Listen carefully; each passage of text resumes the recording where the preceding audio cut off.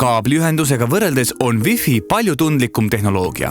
Wi-Fi ruuteri asukoha valimisel tuleb seega arvestada, et ühenduse kvaliteeti mõjutavad teised Wi-Fi võrgud, seinad, muu koduelektroonika ja Wi-Fi seadmete kaugus ruuterist.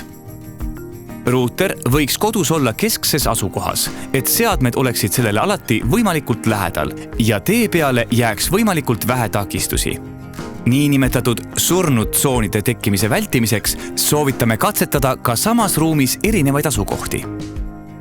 Ruuter ei tohiks olla teiste elektroonikaseadmete varjus või peidetud kitsasse kohta, kus ei saa jahutuseks piisavalt õhku. Wi-Fi toimimist ei ole võimalik alati 100% tagada. Stabiilseima ühenduse jaoks soovitame arvuti võimalusel alati kaabliga ühendada.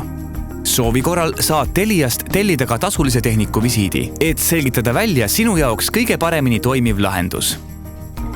Wi-Fi kasutamiseks pead teadma Wi-Fi võrgu nime ja parooli. Selle leiad näiteks ruuteri all olevalt kleebiselt, kuid kõige lihtsam on seda vaadata Telia TV menüüst, kui valid seaded ja selle alt Wi-Fi. Telia TV PIN-kood on vaikimisi 4-0. Enne võrguga ühendamist muuda ära Wi-Fi parool, kuna muutmata parooliga võrk ei ole piisavalt turvaline. Selleks piisab, kui valida Wi-Fi seadete alt vaheta parool.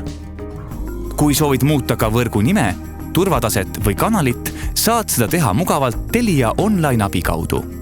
Kuna samal kanalil on tihti mitu Wi-Fi võrku korraga, võivad lähestikused võrgud üksteist segama hakata. Sellisel juhul soovitame ühenduse kvaliteedi parandamiseks kanalit vahetada. Rohkem juhendeid ja vastuseid tekkinud küsimustele leiad Telia online abist.